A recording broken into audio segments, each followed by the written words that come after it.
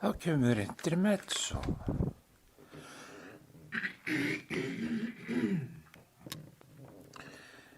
Ég var eitthvað að tala hvernig hljómsveitarstjóri undirbýr sig. Álpaðist út í þann forarbitt.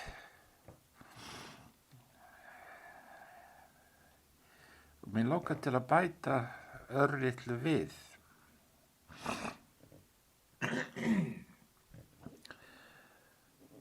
Allir tónlistamenn læra svokallaða tónheyrn að einhverju marki. Sumir svona grundvallaratriðin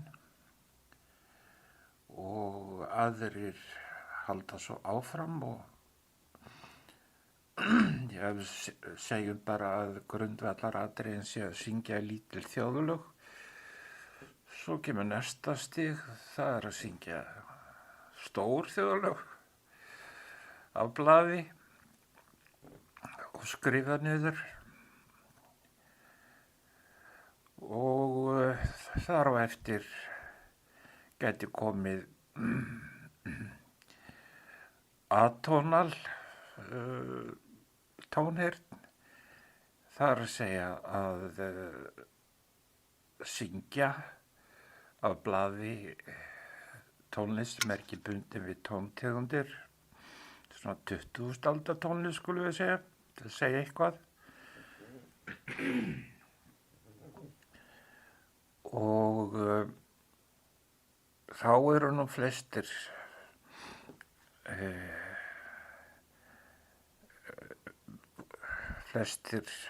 orðnir fullsaddir af tónheyrn,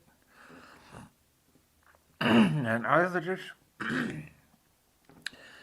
þurfa meiri þjálfun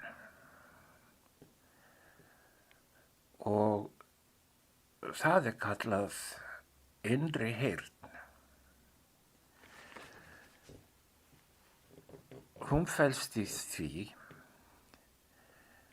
að ekki að syngja endilega, þó það sé ekki bannað, heldur heyra innra með sér. Það sem stendur á blaðinu, á nótunum, og það er nú eiginlega miklu meiri kúnst. Og ef það tekur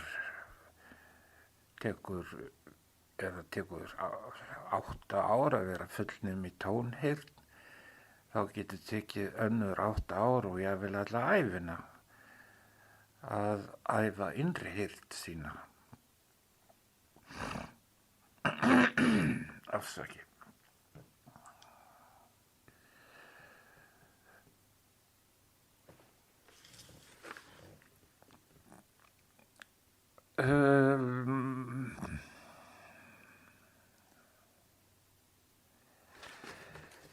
Hljóðfæraleikarar, við skulum byrja á söngvurum. Söngvarar hafa eitt sér til aðstoðar, minnstakosti, til þess að söngvarar hafa eitt sér til aðstoðar þegar þau læra langar rullur, segjum óperurullur, að þá syngja þær texta og þá rekur músíkin sig eiginlega sjálf að miklu leyti. Textin sem búið að náttúrulega ef búið að læra textar utan að, þá fylgir laglínan eiginlega með eða sönglínan. Eða þegar búið að undirbúa sig, þá skulum við segja að þetta farið saman, laglínan og textin. Höldum okkur við óperuna. Þar fyrir utan eru það sem kallaði blokkeringar á sviði því það staðsetning söngvarans á sviðinu hverju sinni. Það er mikil hreyfing á söngurum yfirleitt, ekki nema að séu staðir sem getur náttúrulega líka verið ágætt. Luciano Pavarotti var nú ekki frægur fyrir að vera að hlaupa svið á sínum tíma.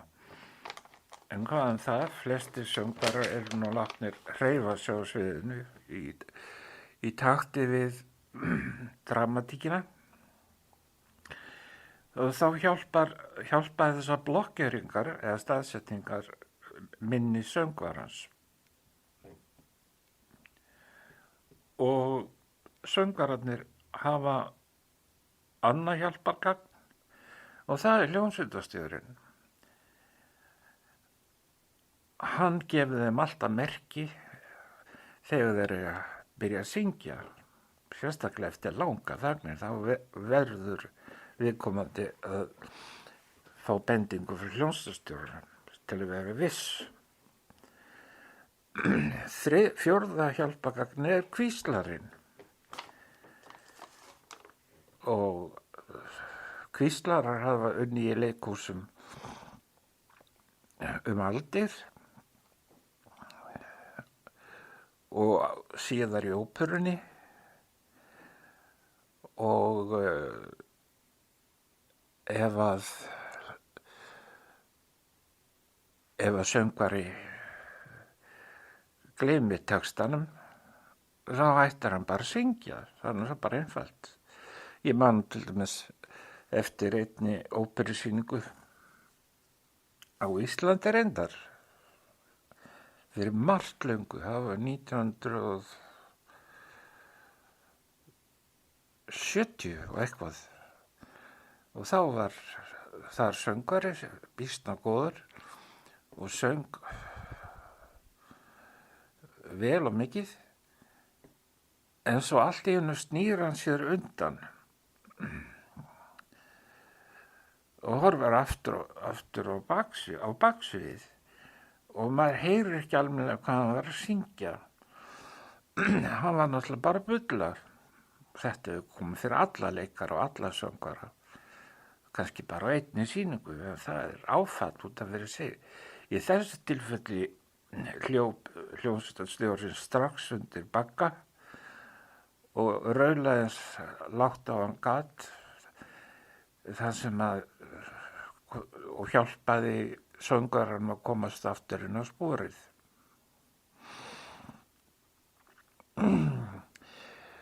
Hljóðfæraleikarar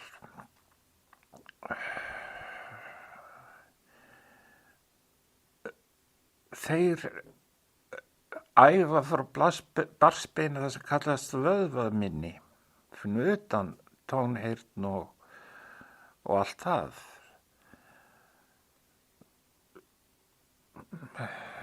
Nú tala ég bara frá eigin brjósti að þegar maður er búin að læra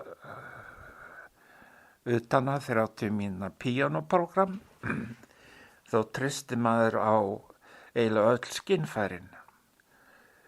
En vöðvaminnið,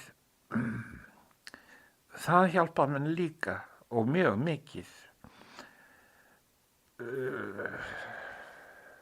Ég veit ekki hvernig á að lýsa því, en það er eins og líkaminn,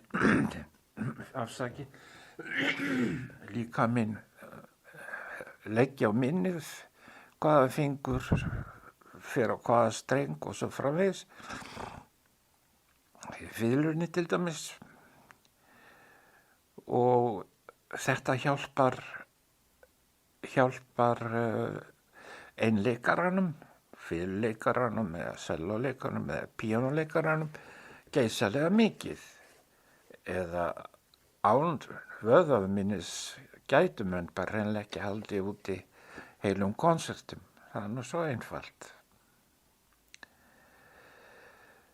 Og þetta vöðvaminni rekur mann áfram. Auk þessi hljómsveitarstjórar er alltaf tilbúin til að aðstoða og gefa mönnum merki það hvenær þeir eru að koma inn eins og það heitir. fer ég nú ekki mikið lengra út í þær sakir. Þetta á við reyndar allar sviðslistir. En hljómsveitarstjórinn hins vegar, einu vöðvinn sem hann getur treyst á heilinn. Hann hefur að vísu nóturnar yfirleitt oft fyrir fram að sig, sérstaklega í óperum. Þetta eru svona dáðrandar. En má nú ekki mikið vera að glápa á þær, því það þarf að hjálpa öllum að koma inn á réttum stað og túlka músíkina og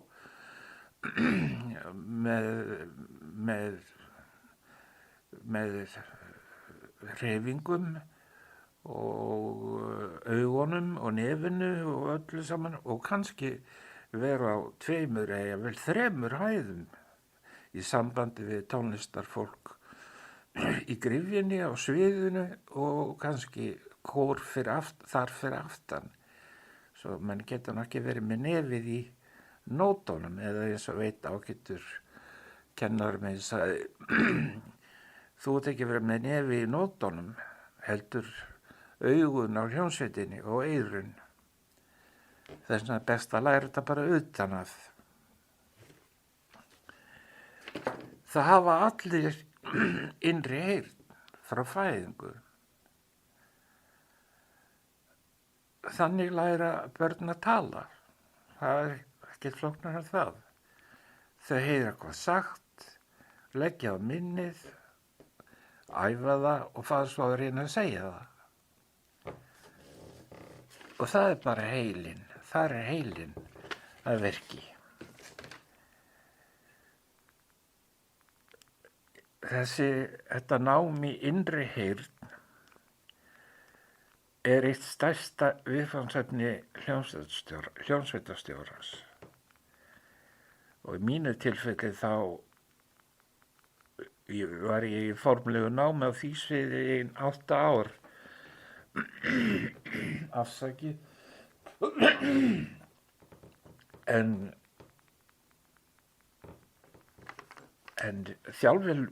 þeirri þjálfun lýkur aldrei. Svo fyrir maður að læra ný tónverk og þá ríður á að innri heyrnin sé góð og hún þjálfast við það náttúrulega. Og hún verður meir og betri eftir sem á líður. Þess vegna er sagt að góðir hljómsveitarstjórar sé ekki orðnir verulega góðir fyrir svona 50-60. Það þykir nú ekki mikið. Spyrjum bara Toscanini og svoleiðismenn. Ég sá Sir Arthur Bliss stjórna í London og heyrði hann stjórna, skulu orða það þannig. Ég heyri það utan að mér að bæði Íslendingur og útlendingar tala það að sjá tónleika. Það er allt séð, ekkert heyrt. Sástu tónleikana með þessum eða sástu tónleikana með hinum. Þá er átt við fórstu á tónleikana með þessum eða hinum. Eða heyrðuru tónleikana sem er náttúrulega ennþá fallegra.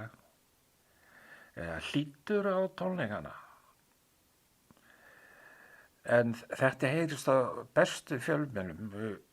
Mér sé á virðulegum útvarpsstöðum eins og þeim sem eru í Evrópusambandi útvarpsstöðum, BBC til dæmis. Það er nú bara svo.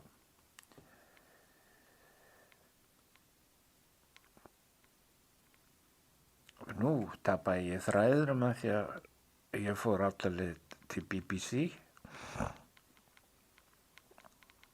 En svo var það annað, látum þetta bara nægja, innri heyrn. Hljómsveitarstjórans, engan hefur hann hvíslar hann, skulum við segja bara lokum. Það var annað sem ég talaði og það var greining tónverka og ég þarf nú aðeins að bæta úr því framlagi mínu. Ég er sko ekki með neitt skrifað í þessu spjalli mínu. Ég bara að bylla einu segulband, svo verður þá bara að standa og ekkert klippt. Ég bara setti það að skilyrði. Sko, greining felst í því meðal annars í upphafi, svona með maður að kynna sér, hljómsveitarstjórinn að kynna sér verkið, að greina verkið og tónvefinn, skulum við segja, í þrennt. Og við getum kallað þessi atriði framsvið, miðsvið og baksvið, eða á ensku upstage. Og í framsvið er það er talandinn. Til að gera máli einfalt getum við sagt að framsviðið sé laglínan, kannski í strengjum eða blásurum. Miðsviðið er þá undirleikur undir þessa laglínu og baksviðið eru þá einstaka innkomur málblásturshljóðfæra, þannig mikið hvíldir hjá þeim, eða pákur koma á og undirstrika hápunta eða önnur dramatísk element og kannski þríhorn sem getur komið einu stað eða málmgjöll. Og þau koma nú ekki oft fyrir og frægu sagan af málmgjalla í fleirtölu, leikarann sem var búinn að telja 500 og eitthvað takta og taka upp málmgjöllin og ætlaði að fara að slá þeim saman en var ekki alveg viss í talningunni og lagði þau bara aftur á sinn stað og aldrei kom hvellurinn mikli.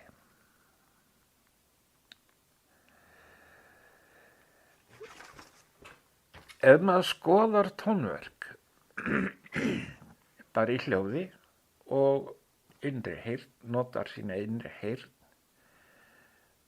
þá er ekki mikill vandi yfirleitt. Í klassískri tónlist til dæmis, eða segjum bara frá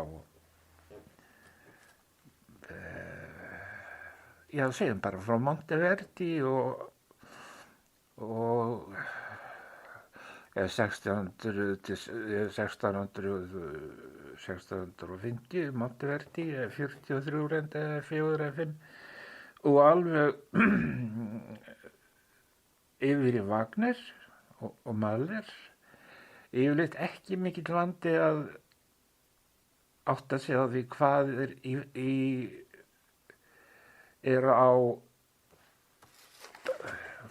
í forgrunni. Og þó symfónía eins og 8. symfónía Mahlers var þannig svolítið að leita að stefjunum. Þau eru falin í miklu skrúði hljóðfæraleiks, oft á tíðum, eins og í 8. symfóníunni. Veni creator spiritum. Þetta er upphafsstefið og það kemur aftur og aftur, en yfirleitt falið í fyrsta þættinum og svo framvegis.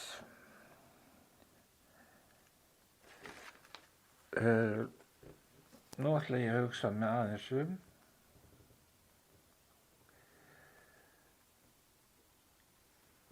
ég held að ég segi ekki meira þetta. Þetta nú meira svona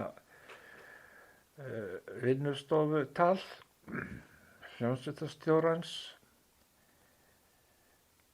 En þetta nú bara svona. Og allir eru þessir aðilar, þar að segja hljómsveitarstjórinn, hljóðfæralekararnir, hvort sem þeir eru á framsviði, miðsviði og baksviði, allir eru þeir jafn mikilvægir í hljómkvæðinu. En það þarf að stilla þetta allt af, þannig að baksviðs, það sem við getum kallað baksviðs, baktjöldin, skikki ekki á laglínuna, til dæmis á framsviðið og svo framvegis. Eitt að þó sem ég langar til að bæta við. Ég var einu sinni að taka upp óperu í útlöndum og æfði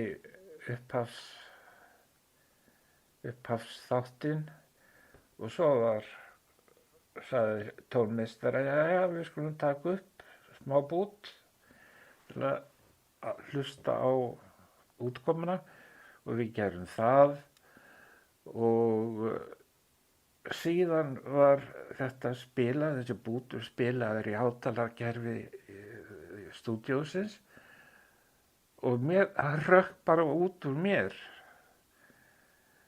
sem var náttúrulega bölvaður tónaskapur. Ég bara gerði það óvart, bað svo afsökunar. Tónlistinni hét Kúsjak og sagði svo stundarhátt, hvað eru víólurnar? Æ, já, það er ekki alveg komnar í gang. Ég þarf að hækka í þeim. Og það eru tvö hljóðfæri, meðal annarra náttúrulega, sem ég hef alltaf gaman að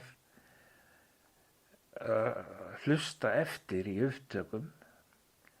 Þau eru svo nauðsynleg og þau skapa svo mikla fyllingu í hljómsveitinni. Það er fagott eða fagott sóló, eins og oft í Mozart, sem einhver staðar þarna á bakvið, en alveg bráðnauðsynlegt. Það liggur á miðsviðinu yfirleitt og á það til að drukkna í öllu í hljómsveitinni. Og það má ekki gerast. Þegar maður heldur ekki að vera há, þegar þau eru yfirleitt ekki að leika aðalefni, þau eru yfirleitt á miðsviðinu til stuðnings og til þess að auka hljóminn og gera hann falleg. Það er mjög margt fallegt í fagottum sem fer forgörðum, því að hljómsveitarstjórinn hefur kannski ekki átt að segja á því, eða tónmeistarinn eins og í þessu tilfelli. Hitt hljóðfæri sem ég hef nú bara alveg sérstakt dálæti á, það sama gildur það og það eru víólurnar. Þær eru líka á miðsviði eins og fagottið og vilja týnast í hljómasúpunni, en það bara má ekki. Og því sagði ég við tónmeistarann eftir við heyrðum bútinn, hvað eru víólurnar? Og hann lagfærði það og þá fylltist hljómurinn. Svo get ég sagt að lokum í þessu intermezzoi að ef það vill svo til að ég heyri einhverja músík ótilkvaddur, það er nú alltaf verið að spila músík alls staðar, ég veit ekki hvað maðurinn gerir án tónlistar. Og ef mér finnst svo músík ekki merkileg þannig eða áhugaverð, þá nota ég tækifærið og fer að hlusta á einstaka hljóðfæri inn í súpunni. Ég heyri til dæmis í gær, það var verið að halda upp á, eða öll heldur heiðra Annette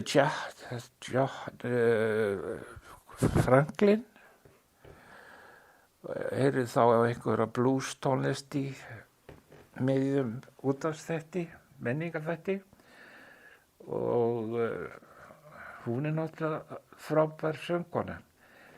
En ég hafði heyrt þetta lag oft áður og svo ég ákvað bara að beina eyrunum inn í hljómsveitina og þá fór ég að heyra ýmislegt, til þess ákvað ég bara að hlusta á trommuleikarann og hvað hann var að gera. Ég hefði getað skrifa niður það sem að hann gerði í þessu lagi. Ég veit nákvæmlega hvað hann gerði. Og sérstaklega fylgdist með bassatrommunni, en hún var eitthvað lengst í fjarska. Ég þurfti að leita að henni í huganum til að finna hana. Jú, svo fylgdist ég með henni. Já. Svo voru þarna, svo beindi ég eyrunum að saxofónunum. Þau voru 2, sennilega baritón og tenor, fylgdist þeim. Og þá var þetta lag sem ég var búin að heyra 100 sinnum ævina. Allt í einu orðið svolítið spennandi. Þetta eins og að koma á Þingvelli og horfa bara á almannagjafa. Svona alveg hugsunarlaust. Og átti þess ekki á því að það er svo margt annað á Þingvöllum sem vert að skoða, sem fyllur út í myndina. Fjöll og vötn og gufustrókar og tré og fuglar og bara allt mögulegt. Allt mögulegt. Aðalatriðið að öll dýrin í skóginum séu vinir. Þá hljómar tónverkið eins og á að hljóma.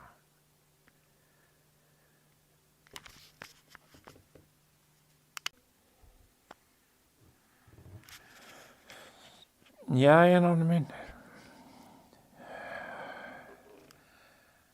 Nú kemur Intermezzo númer 2.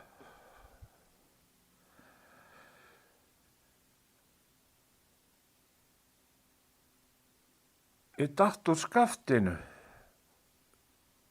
í Intermezzo 1 hér á undan. Ég nefndi Sir Arthur Bliss sem ég sá, heyrði og hlýddi á stjórna hljómsveit í Royal Festival Hall 17 ára, en hann var áttrætt. Hann var orðinn mjög hrumur,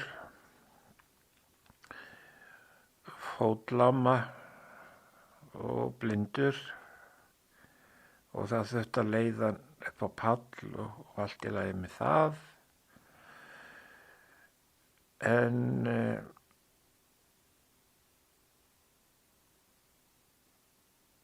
hann átti erfitt með hreyfingar, allar hreyfingar. En samt tókst honum að stjórna heilum tónleikum af sínum eigin verkum með frábærri hljómsveit, Ausu. En það lá við að hann hreyfðist ekki á pallinum. Hann var með þessi tónverk öll í sinni innri heyrn og þar með í heilanum og stjórna eiginlega bara með augunum.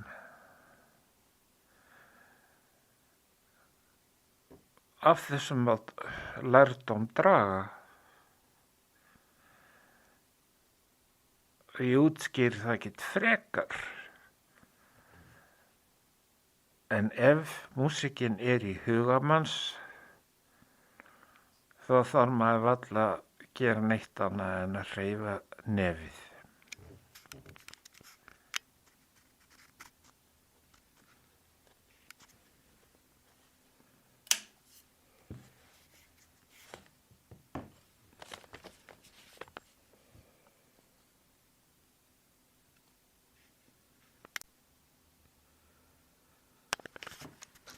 Fyrirgeðu, Nonni, en ég neyðist til að setja hér inn intermezzo númer 3. Eiginlega nöldur.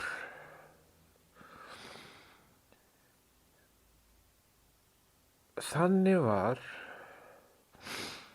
að ég var að hlusta á, ég ætlaði mér að hlusta á Gunnar Stefánsson, vin minn, flytja erindi Jón Magnússon skáld í gærkvöldi. Nú útvarpað allan heim á netinu. En lenti þess í stað á niðurlag þáttar, menningarþáttar,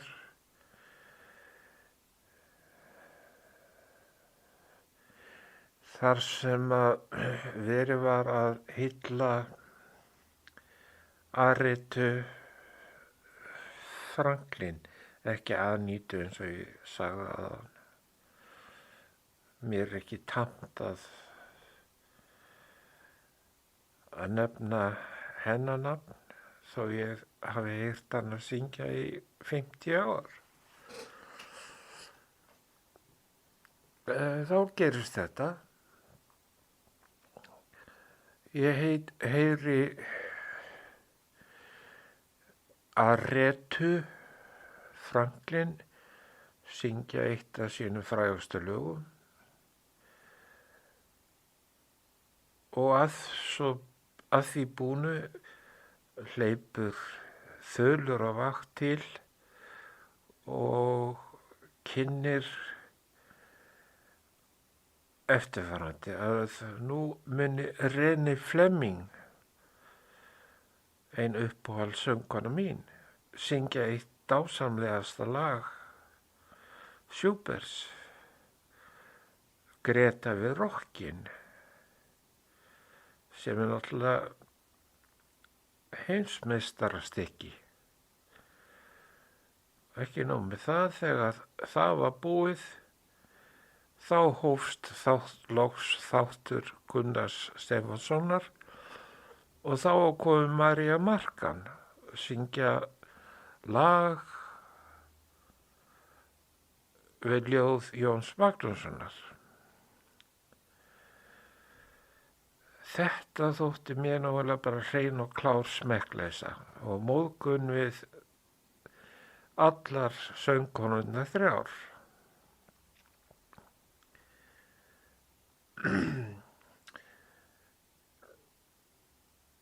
Ég hef nú starfað við útvarpið eiginlega alla mína ævi og þegar ég var tónlistarstjóri þar í 8 ár, hvað aldrei skyldi verið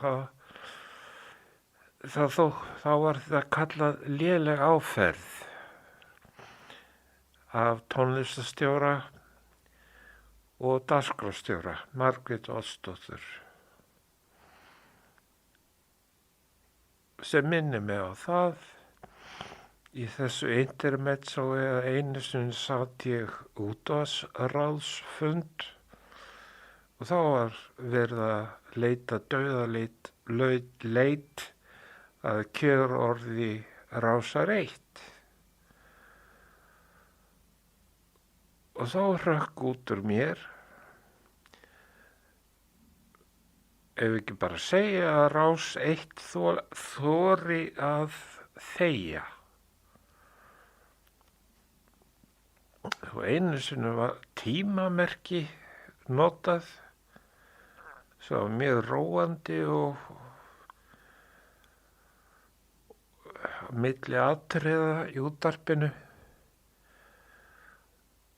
og svona hreinsaði á brott það sem undan kom og undirbjó mann fyrir eitthvað annað sem koma skildi. En nú það bannað, það má ekki vera þögn í útvarpinu. Svo þess vegna kom þetta svona út. Fyrst soul music með Aretha Franklin, svo René Fleming og Schubert og svo Maria Markan, allt í einni bunnu. Það þótti mér ekki gott. Mér þótti það truflandi.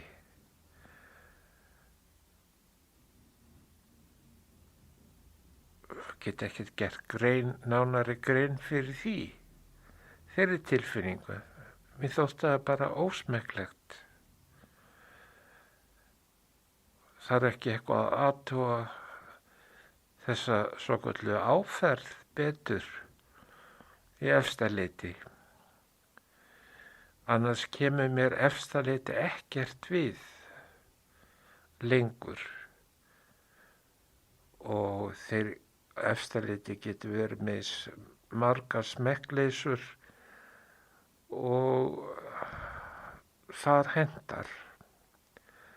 En úr því ég var með þetta intermezzo þá langaði mig til að bæta þessu við því að ég var bara hreinlega sjokkeraður, eins og heitir.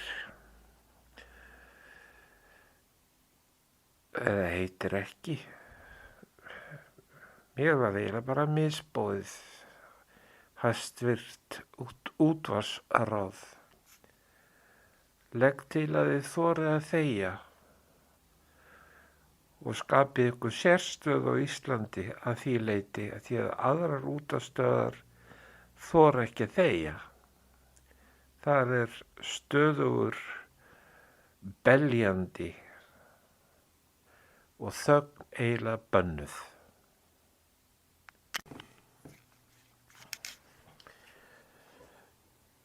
Já, Nonni minn.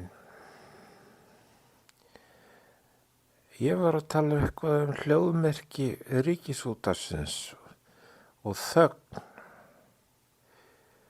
Þannig var í árdaga og þetta hef ég nú bara eftir Þorkalli vinum mínum og kennara sem starfaði í útvarpi frá því að hann kom frá Bandaríkjunum á sínum tíma. Það hljóðmerki valdi hann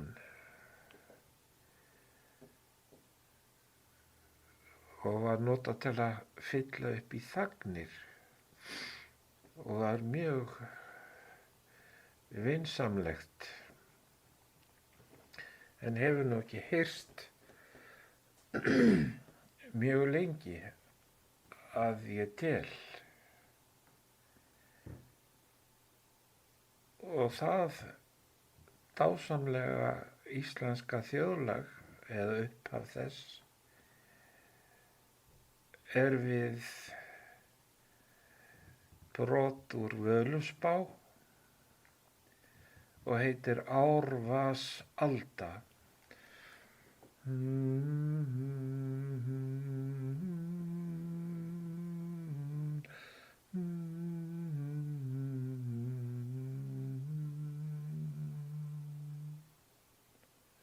Og svo aftur.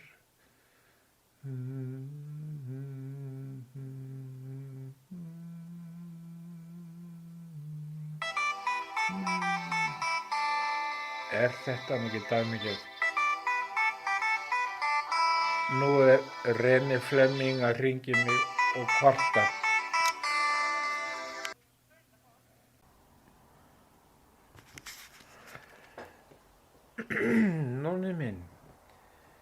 þetta er nú bara ekki hægt. Ég var nú fyrst að biðjast afsökunar á ambögum í máli mínu. En það gerist á bestu bæjum eins og maðurinn sagði. Ég heyri þær, ég nenni ekki að leiðrétta þær. En að því að þetta er intermezzo, þá langaði mig til að bæta einu við, að því ég var að nefna móður mína, Álfheiði Laufeyju Guðmundsdóttur.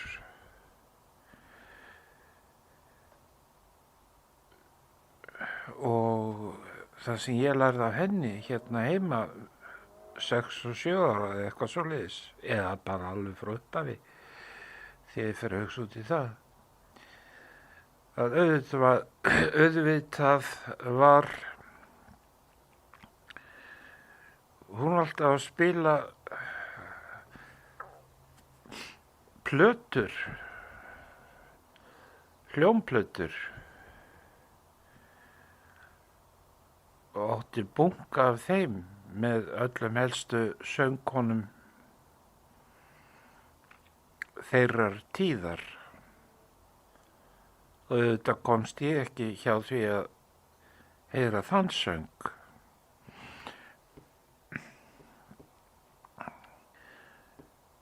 Það nátt að nefna margar, en ég nefni bara nokkrar af handahófi.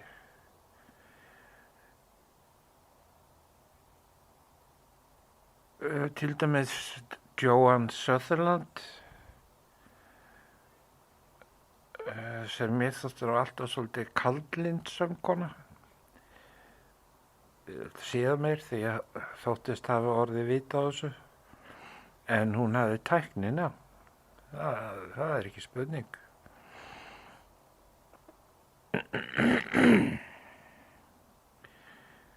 Svo hlustaði hún mikið á Mahalia Jackson, gospel söngvara, söngkonu, og þótti mikið til hennar koma.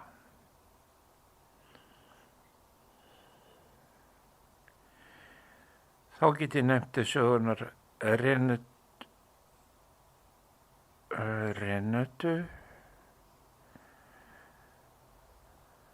hvað hét hún nú?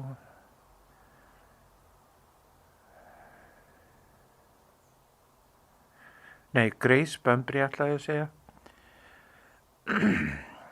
Grace Bumbry. Og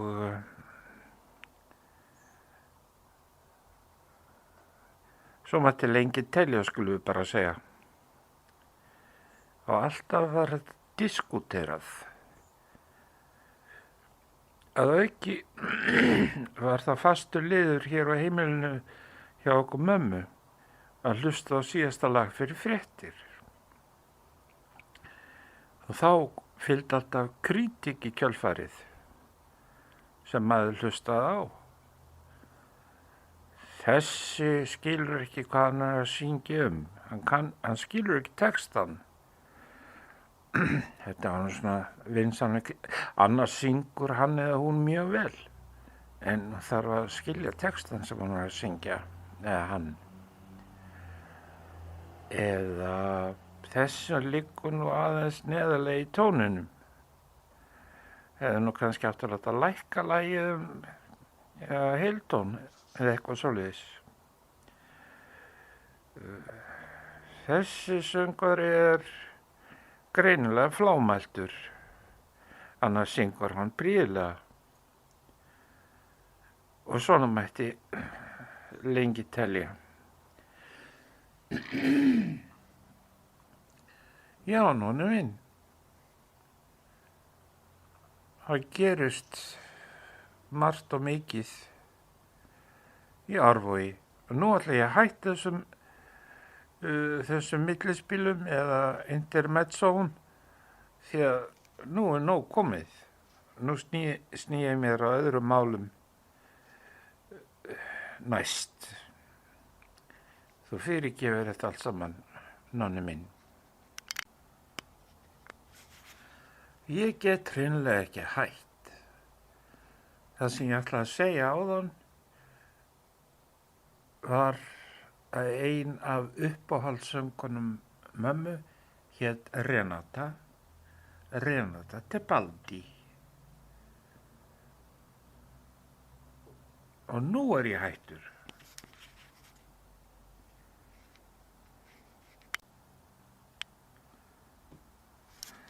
Úps, ég glemdi Kirsten Flagstad.